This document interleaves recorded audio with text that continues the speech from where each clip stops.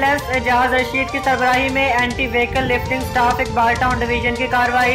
उस्मान उर्फ मोटा vehicle motorcycle चोर गैंग के 5 मुल्जिमान गिरफ्तार। मुल्जिमान में सरगना गैंग उस्मान उर्फ मोटा और 4 साथी निसार, खादिम, नासिर और शाहिद शामिल।